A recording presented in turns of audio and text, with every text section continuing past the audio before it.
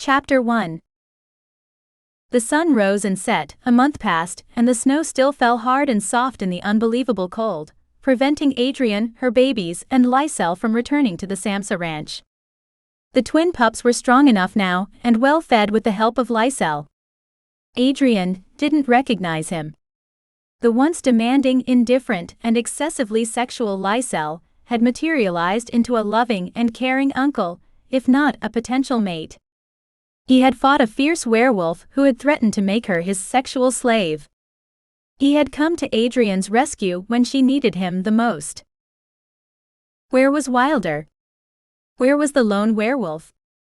The father to her pups, who had convinced her that she could do this, that she could love his brothers and birth all their pups.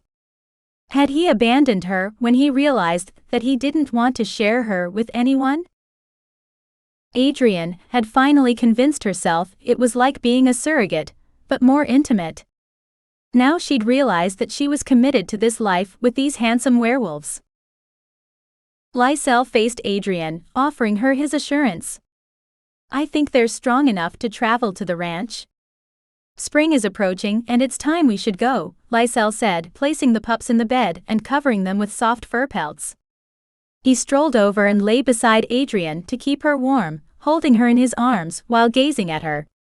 His love deepened and intensified with each movement of her body. "Why can't we just stay here a little longer?" Adrianne offered, looking into his deep brown eyes. "I'm not ready to go," she whispered, never imagining she would want to remain in that cave, and with Lycell.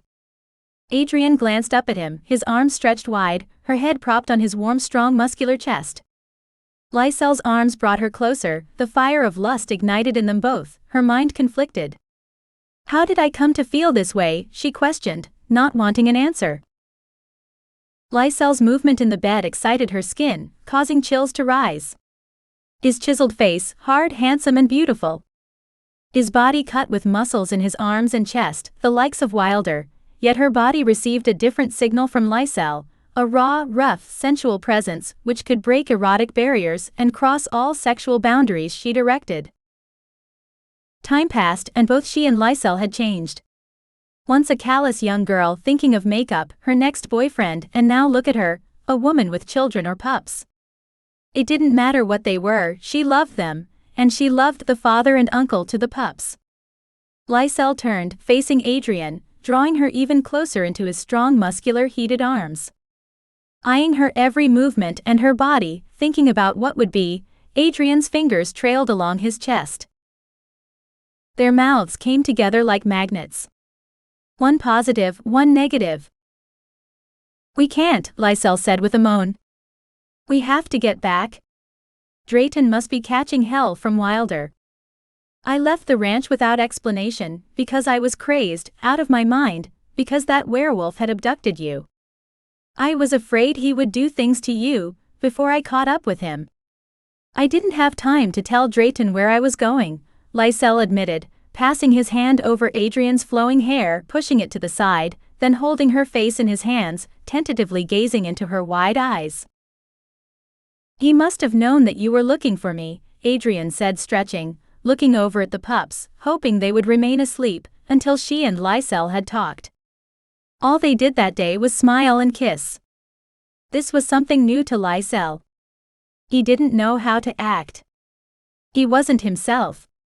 Hell, he didn't know who he was anymore. A human, a werewolf? Pressing his body to Adrianne, Lycell let out a sigh, then gazing at her he said, "I want you. Is it safe to be with you? I don't know about such things. I don't want to impregnate you before you have a chance to know me. I want to take you places and show you my world." Who is this person? Adrianne found herself wondering and thinking.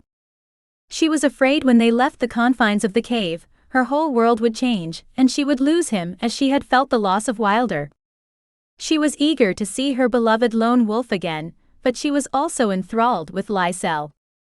Who would have guessed that this could happen? Certainly not Lycell. "We should get started now before the twins wake," Lycell said, attempting to stand, before Adrianne reached for his arms and drew him to her, where he felt the warmth and softness of her waiting body. His manhood throbbed from the need and desire to claim her. She felt him eager and erratic as a summer storm, thundering and overpowering everything in its path. He eased over her and placed his hands between her legs. The smoothness of her skin excited him, the gentle touch of Lycell aroused her, and she slowly opened her legs, exposing herself to him, exposing her need for him. He explored her opening with his gentle fingers. He felt the heat and wetness of her flesh. The feel of her insides tightened, his manhood pulsed and throbbed.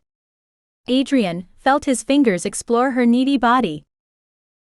She reached unapologetic, taking his manhood in her hand. He questioned with his eyes, but she guided it inside, and he penetrated her deep until she felt full. His large manhood, hard, excruciatingly painful, gave her intense pleasure.